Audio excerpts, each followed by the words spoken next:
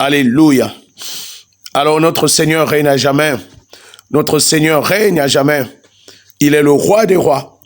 Il est le Seigneur des seigneurs. Il est celui qui vit éternellement, qui n'a pas changé, qui est digne d'être élevé, d'être exalté. Il est digne d'être magnifié. Celui qui nous a fait grâce ce matin d'être encore dans sa présence. Alléluia. Alors que vous êtes branchés tous dans le studio du ciel. Ah oui, vous êtes branchés sur le studio du royaume des dieux. Et ce matin, vous êtes connectés dans la présence du Saint-Esprit. Alors c'est lui qui prend le contrôle. C'est le Saint-Esprit qui est le commandant en chef de ces moments. C'est le Saint-Esprit qui est la direction également de ces moments. Et c'est le Saint-Esprit qui est le maître du matin. Car c'est lui qui a créé la journée. C'est lui qui est le créateur du matin. Et c'est pourquoi, comme la journée lui appartient, il a téléchargé sa nature dans la journée. Et donc le Saint-Esprit est l'esprit de bonté. Et il a téléchargé sa bonté ce matin. Alléluia. Donc, alors aujourd'hui, si tu t'es réveillé, si tu sais que c'est un jour nouveau, tu es dans la présence de l'Éternel. Tu es dans la présence de la bonté de Dieu. Alléluia. Oh, tu dois avoir la culture du ciel. Dans le ciel, on ne connaît pas le malheur. C'est une question de culture. Alléluia. Nous sommes en train de partager la culture du royaume. Nous sommes en train de partager la culture du ciel. Lorsque quelqu'un se lève le matin, il dit, oh, je suis connecté à la bonté de l'Éternel. Oh, alléluia, je suis connecté à la bonté de l'Éternel, car la bonté de l'Éternel s'est encore levée. Ce qu'on appelle journée, ce n'est que la bonté de l'Éternel qui se lève. Mais comme Dieu aime l'emballage, il a emballé cette bonté par une couverture qu'on appelle le jour. C'est pourquoi chaque jour est très bon pour le Seigneur. Alléluia. Personne ne peut dire mauvais jour. Même le monde dit toujours bonjour. Alléluia. Vous voyez, c'est Dieu qui domine. Personne ne peut dire le contraire, sauf les ignorants qui pensent que la journée est mauvaise. Non, non, non, non, non. Nous disons non, ce n'est pas la pensée de l'Éternel. Peu importe ce qui se passe dans le monde, mais nous sommes connectés à la pensée du Seigneur. Et comme disait l'apôtre Paul, nous avons la pensée du Seigneur. Quelle est la pensée du Seigneur chaque jour? C'est que la bonté se renouvelle chaque matin. Alléluia.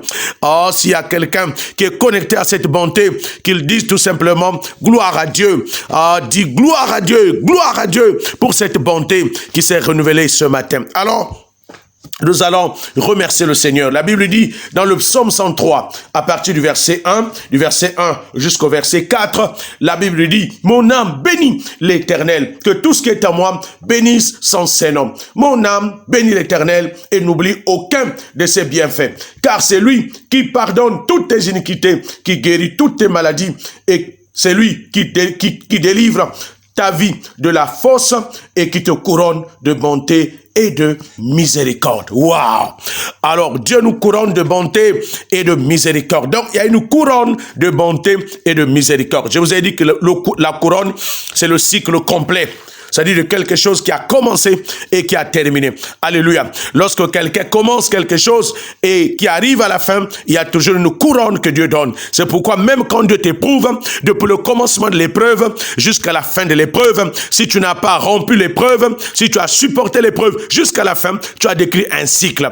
Et comme tu as vaincu l'épreuve, Dieu te couronne de gloire. Alléluia. C'est ce que l'apôtre Jacques dit.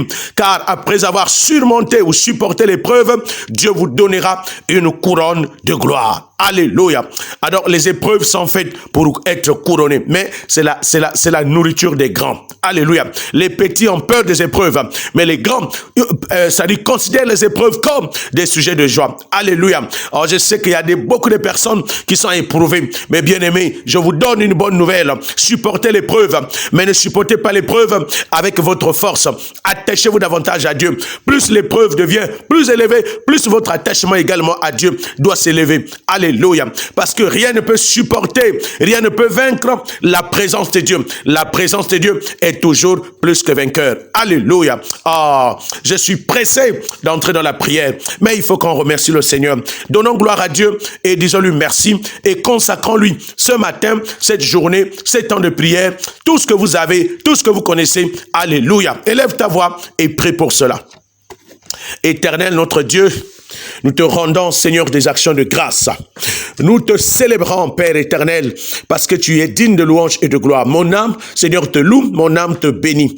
Mon âme, Seigneur, t'exalte pour tes bienfaits. Mon âme te loue pour tout ce que tu fais, Seigneur, à notre égard. Seigneur, c'est toi qui nous as renouvelés ce matin. Oh, tu nous as fait grâce d'avoir le souffle de vie, être élevé. Béni soit ton nom au nom de Jésus-Christ. Nous déclarons, Père éternel, ta gloire maintenant de se lever, Seigneur, au Dieu puissant, ce matin dans la vie de chacun de nous. Et nous te consacrons, Père, chacun de nous entre tes mains. Nous te consacrons cette journée, Seigneur, entre tes mains. Nous te consacrons nos vies, ô Père éternel, entre tes mains. Que tout ce que nous allons entreprendre ce matin soit sous ta puissante main, soit sous ta direction, ô Père de grâce. Nous te disons merci. Nous te rendons des actions de grâce. Nous te célébrons, toi qui règnes à jamais. Nous te célébrons, toi qui vis au siècle des siècles. Seigneur, prends le contrôle de ces temps, Seigneur, de prière, de ces temps de méditation matinale.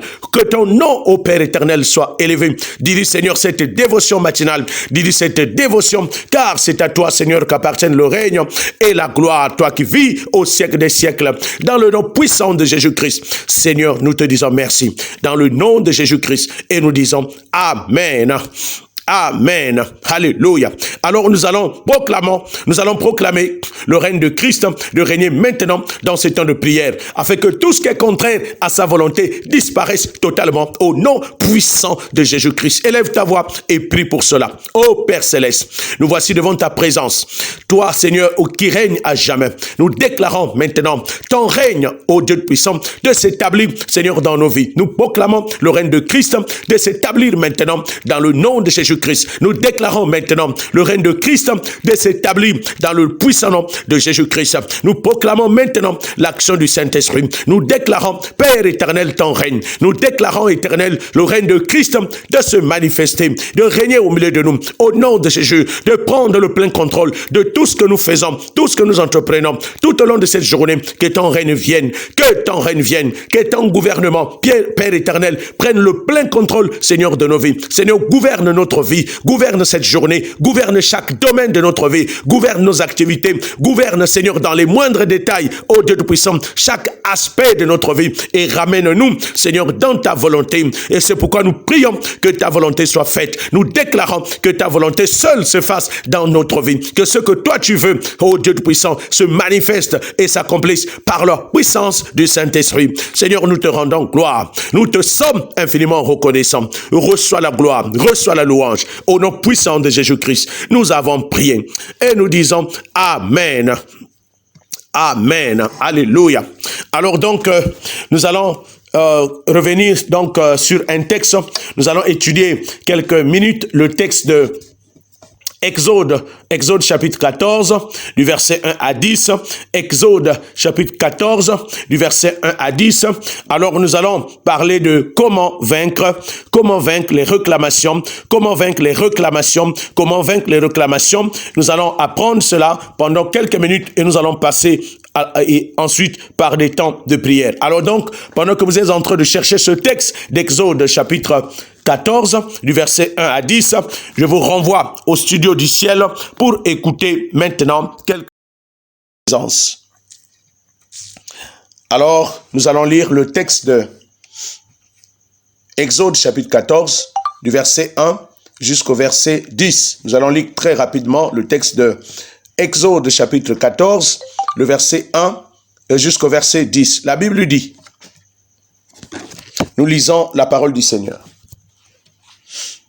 L'Éternel parla à Moïse et dit, parle aux enfants d'Israël, qu'ils se détournent et qu'ils campent devant Pi-Hahiroth, entre Migdol et la mer, vis-à-vis de Baal-Tséphon. C'est en face de ces lieux que vous camperez près de la mer. Pharaon dira des enfants d'Israël, ils sont égarés dans le pays, le désert les enferme. J'endurcirai le cœur de Pharaon et il les poursuivra, mais Pharaon et toute son armée serviront à faire éclater ma gloire et les Égyptiens sauront que je suis l'Éternel. Et les enfants d'Israël firent ainsi. On annonça au roi d'Égypte que le peuple avait pris la fuite. Alors le cœur de Pharaon et celui de ses serviteurs furent changés à l'égard du peuple. Ils dirent, qu'avons-nous fait en laissant aller? Israël, dont nous n'aurons plus les services. Et Pharaon attela son char, il prit son peuple avec lui. Il prit 600 chars d'élite et tous les chars de l'Égypte. Il y avait surtout des combattants. L'Éternel en dit sur le cœur de Pharaon, roi d'Égypte. Et Pharaon poursuivit les enfants d'Israël. Les enfants d'Israël étaient sortis la main levée. Verset 9, les Égyptiens les poursuivirent et tous les chevaux, les chars de Pharaon, ses cavaliers et son armée, les atteignirent campés près de la mer vers Pi-Hahiroth, vis-à-vis de Baal-Tzephon. Le verset 10, Pharaon approchait. Les enfants d'Israël levèrent les yeux et voici, les Égyptiens étaient en marche derrière eux. Et les enfants d'Israël eurent une grande frayeur et crièrent à l'Éternel. Amen. Alors, nous allons nous arrêter d'abord là. Alors, qu'est-ce que nous voulons? Quelle est la leçon à tirer de ce texte? Alors donc, il s'agit ici du peuple d'Israël qui était en Égypte, en esclavage, comme vous savez. Et ils ont tellement souffert de l'esclavage, ils ont crié à l'Éternel et l'Éternel est descendu pour les délivrer. Et il a utilisé Moïse comme son représentant pour faire ce que Dieu était venu faire sur la terre. Donc c'est pourquoi Dieu a fait de Moïse Dieu. Dieu a rendu Moïse Dieu auprès de Pharaon et il a libéré le peuple. Alléluia.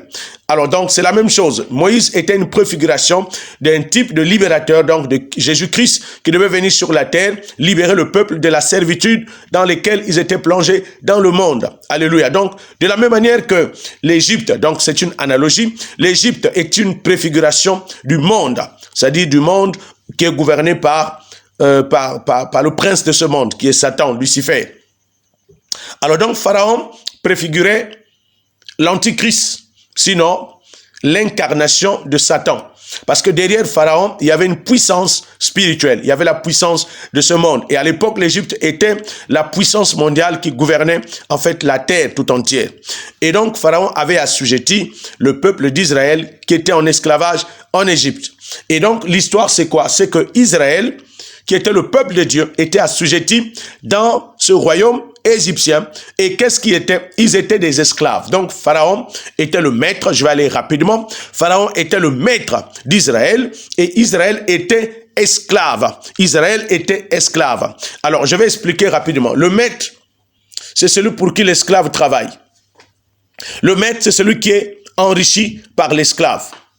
Et l'esclave, c'est celui qui travaille pour le maître. Donc, le but de son travail, ce n'est pas de l'argent. Le but de son travail, ce n'est pas le gain, mais c'est la volonté du maître.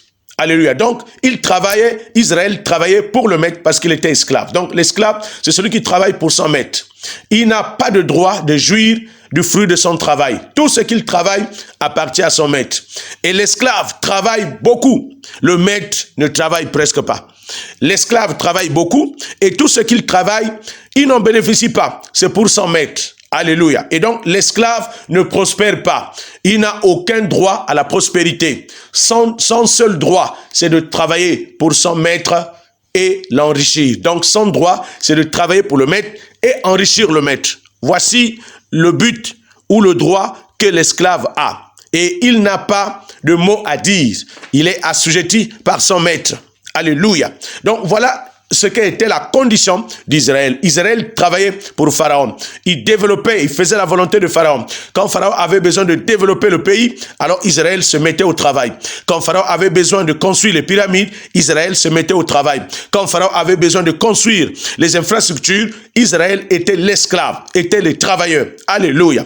Mais écoutez, cette image physique d'Israël auprès de Pharaon est aussi spirituelle. Alors, on va la transposer dans la vie de chacun de nous. Il y a des personnes qui sont dans l'esclavage. Dieu m'a mis à cœur ce matin de parler de ça. Et donc, il m'a réveillé à 3 heures pour préparer ce texte-là.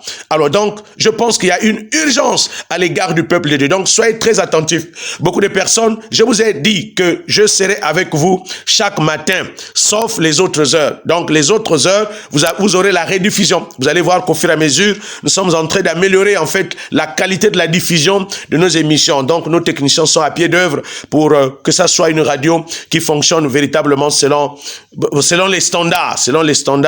Voilà, selon les standards standard de la communication. Donc, vous avez les rediffusions pendant les heures de prière. Vous avez les rediffusions à midi, dans la prière de midi, mais il y a toujours la prière de midi. Vous serez là à midi. Moi, je serai présent à travers les rediffusions.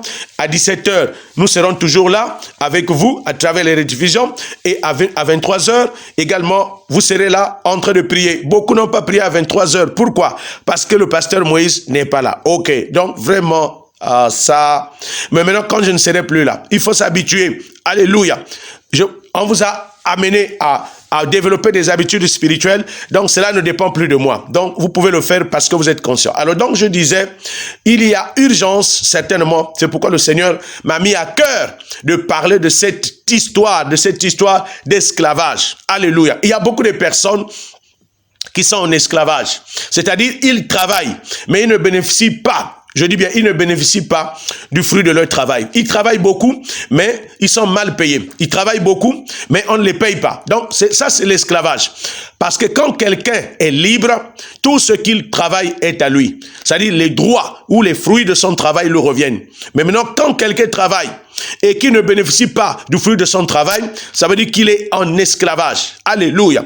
Il y a beaucoup de personnes, c'est-à-dire c'est-à-dire, quand ils travaillent, leur argent, c'est-à-dire va auprès de leur maître.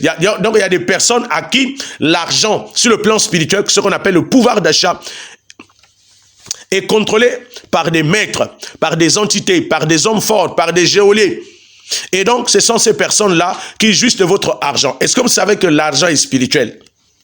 Donc, il y a des personnes sur qui on a ouvert des comptes dans le monde spirituel. Donc, quand ils travaillent, ils touchent seulement l'argent. C'est comme vous allez voir l'expression toucher. Oh non, je viens de toucher mon salaire. Je viens de toucher mon argent. Ils ne prennent jamais leur argent, mais ils touchent. Écoutez, vous-même vous dites bien, je touche l'argent. Donc, pourvu que vous touchez l'argent, et quand l'argent va partir, vous ne vous rendez pas compte de ce que vous êtes en train de faire. Parfois, vous ne contrôlez même pas les dépenses.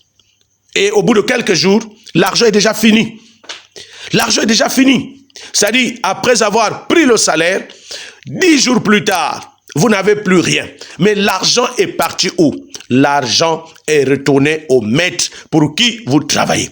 Il y a beaucoup de personnes qui travaillent pour leur maître. Il y a des entrepreneurs, quand ils gagnent les marchés, même si on leur paye les millions là ne vont même pas durer parce que ça doit retourner vite au maître. Est-ce que vous comprenez? C'est le système. Regardez, je vais vous ouvrir les yeux. Regardez, quand les gens signent les pactes avec Satan, ces personnes-là se mettent en esclavage auprès de Satan, oui ou non? Maintenant, Satan leur donne l'argent. Qu'est-ce que Satan dit? Vite, il faut vite finir ça. C'est-à-dire, l'argent là, vous ne devez même pas vous réjouir avec. Satan n'aime pas que l'homme se réjouisse avec les biens. Pourquoi? Parce que vous êtes en esclavage. Satan applique bien la loi de l'esclavage, la loi du maître à l'esclave. Donc, quand Satan vous donne de l'argent, même si vous donne les millions, vous devez dilapider ces millions en un laps de temps. Parce qu'il faut que vous reveniez à la condition finale. Donc, l'essentiel, c'est de toucher. L'essentiel, c'est de vous faire miroiter. Et beaucoup de personnes touchent l'argent. Ils travaillent. Malgré le salaire qu'il a, on leur fait miroiter de l'argent à la fin du mois. Et après, quelques temps plus tard, c'est-à-dire, ils ne restent pas longtemps avec leur argent. Mais l'argent reste longtemps avec le propriétaire de l'argent. Qui est le propriétaire? C'est l'esclave, le maître auprès de qui vous êtes assujetti. Alors, bien aimé, regarde ta vie financière. Je commence par là. Regarde ta vie financière. Combien de temps l'argent reste avec toi? Ton salaire là, ça reste longtemps avec toi. Combien de temps? Voilà. Donc, tu as déjà compris. Maintenant, regarde le travail que tu fais. Est-ce que tu es rémunéré à juste titre? Or, il y a des gens qui font moins de boulot que toi. Parfois dans la même administration, dans la même entreprise, dans la même compagnie, dans la même usine, dans la même administration, qui gagnent plus que toi. Ils n'ont même pas la compétence, ni même la qualification, le diplôme que toi tu as, mais ils gagnent plus. Bon, je te pose la question, ces gens-là ont quoi de plus par rapport à toi? Mais parce que toi, tu es esclave. Tu es esclave. Alors, comment faire pour ne pas être esclave? Il faut être attaché à Jésus-Christ et ne plus marcher selon la chair. Quand quelqu'un marche dans la chair, il est esclave du diable. Même si tu vas à l'église. Et écoutez, aller à l'église ne veut rien dire si vous n'avez pas réglé la dimension spirituelle. Si vous n'avez pas réglé, vous n'avez pas mis en ordre, c'est-à-dire la dimension spirituelle. Si spirituellement, vous n'êtes pas lié à Dieu et que vous êtes encore lié à Satan à travers la chair ou à travers le péché, vous êtes esclave. Beaucoup de personnes, il peut même être pasteur, il travaille, il peut même être prophétesse, pastoresse, bon, apôtresse, tout ce que vous connaissez, bishop, 5 étoiles. Écoutez, vous pouvez travailler, mais vous ne foutez rien avec l'argent. Vous ne savez pas où votre argent va. Pourquoi? Parce que vous êtes esclave. Et il y a beaucoup d'esclaves dans le corps de Christ. C'est-à-dire, c'est pourquoi les enfants de Dieu ne font absolument rien du tout avec leur argent. Parce que ce sont des esclaves. C'est-à-dire, il y a des puissances des ténèbres. Il y a des gens qui les ont vendus. Quand vous êtes esclave, ça veut dire que vous avez été vendu. Il y a un acte de vente qui a été conclu, soit consciemment ou inconsciemment. Et donc, vous ne vous rendez pas compte de ce que vous faites. Alléluia. C'est pourquoi même on ne vous augmente pas le salaire. Pourquoi? Parce qu'on vous a mis à une certaine dimension. Vous êtes limité. Alléluia. Et ça, c'est le système que Satan aime. Donc, Satan aussi honore ses enfants. C'est-à-dire ceux qui ont signé des pactes avec lui, alors il leur élève des salaires.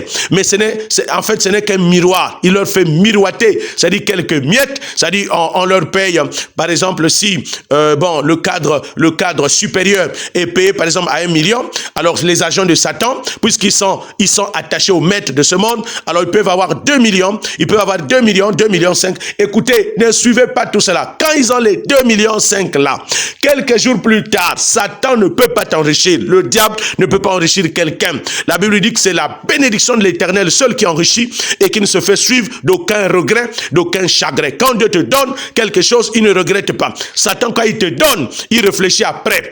Pourquoi il t'a donné cela? Satan regrette toujours de t'avoir donné quelque chose et il récupère. Pourquoi? Parce que tu es son esclave et Satan applique la loi de l'esclavage. Donc, tu n'as droit à rien. C'est pourquoi la plupart des gens qui sont avec le diable, ils s'enrichissent vite, mais ils sont aussi vite fauchés. Alléluia. C'est ce que la Bible dit dans le psaume 37, le verset 1. Ne t'irrite pas contre les méchants, parce que les méchants là, de la même manière qu'ils viennent de gagner les millions rapidement, c'est de la même manière qu'ils seront aussi fauchés rapidement. La vitesse avec laquelle ils se sont enrichis est proportionnelle à la vitesse avec laquelle ils vont s'appauvrir. Alléluia. Donc, la vitesse de l'enrichissement est proportionnelle à la vitesse de l'appauvrissement. Alléluia. Donc écoutez, c'est la raison pour laquelle les enfants de Dieu croissent aussi comme le palmier.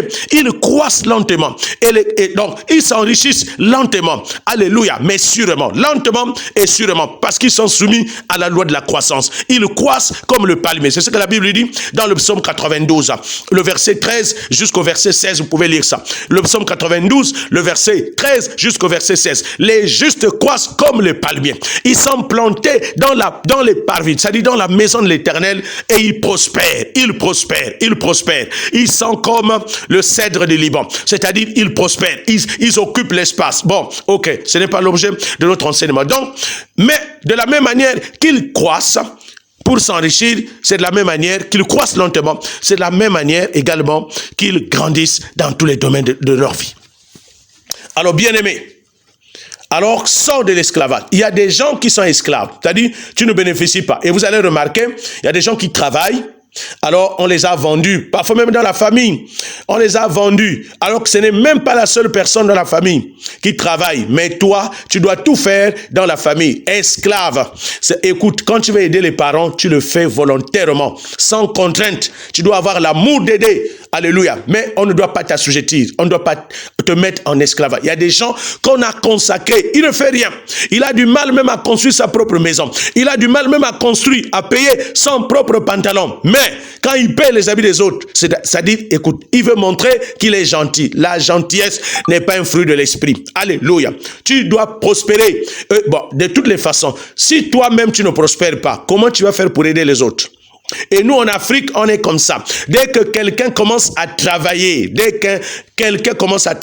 la jeune fille commence à travailler, le jeune homme commence à travailler, la première des choses, c'est les parents. Oh, il faut garder ta nièce, il faut garder ton neveu. Bon, écoutez, ça dit, on commence déjà à te charger. Quand on te fait ça, sache déjà que toi, là, tu es vendu, tu es esclave. Donc, les maîtres, ceux qui te possèdent, le maître ne travaille pas. Alléluia. Vous allez voir, il y a des gens qui ne travaillent pas. Et ça, c'est c'est la particularité de l'Afrique. Vous allez voir, je parle puisqu'il y a des gens de la diaspora. Vous qui êtes en France, vous qui êtes en Afrique du Sud, vous qui êtes en Corée, vous qui êtes en Belgique, en Allemagne, vous qui êtes au Canada, vous qui êtes aux États-Unis, vous êtes connectés ce soir. Vous êtes en train d'écouter la parole du Seigneur ce matin. Alléluia. Regardez comment vous vivez.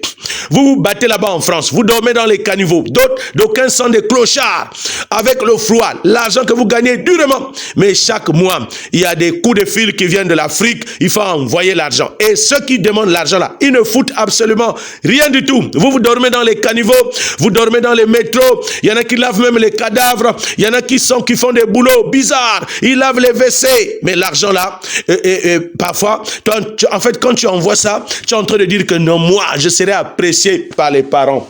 Parfois même tu envoies l'argent pour qu'on te fasse des choses, tu arrives là, même pas une maison n'a été construite. Alors, tu es esclave, bien-aimé, tu es esclave. Il faut réussir, tu dois sortir de l'esclavage. Pour sortir de l'esclavage, il faut être en Jésus-Christ. Il n'y a que Jésus qui libère, il n'y a que Jésus qui peut te libérer de l'esclavage. Galates 5, verset 1, la Bible dit, car c'est pour la liberté que Christ nous a affranchis. C'est pour la liberté que Christ nous a affranchis. Il n'y a que lui seul qui est le libérateur. Alléluia. Donc, il y a des personnes, tout ce que vous travaillez va dans le monde des ténèbres. C'est-à-dire, vous êtes en esclavage. Votre argent va dans le monde des ténèbres. Il y a des comptes, il y a des banques dans le monde spirituel. Tout ce que vous voyez sur le plan physique là, existe dans le monde spirituel. Oui, il faut que les chrétiens, il faut que le voile soit déchiré. Les banques n'ont pas commencé sur la terre. Les banques ont commencé dans le monde spirituel. Les banques existent dans le ciel. C'est pourquoi, et regardez, Dieu parle des écluses des cieux. Jésus, dans la parabole des talents, il a dit au serviteur qui avait enfoui le talent, il lui a dit, mais il fallait garder ça dans la banque, n'est-ce pas? Donc Jésus est venu pour prêcher le royaume de Dieu. Tout ce que Jésus disait, c'est ce qui est dans le royaume. Dans le royaume de Dieu, il y a des banques. C'est pourquoi dans Malachie 3, le verset 10, on parle des écluses des cieux. J'ouvrirai pour vous les écluses des cieux, c'est-à-dire les vannes du ciel, les banques du ciel. Alléluia. Il y a les banques. Tout ce qui est sur la terre n'a pas commencé sur la terre. Ça commence dans le monde spirituel. Et Satan a copié tout ce qui est dans le royaume de Dieu et qu'il a établi également d'abord aussi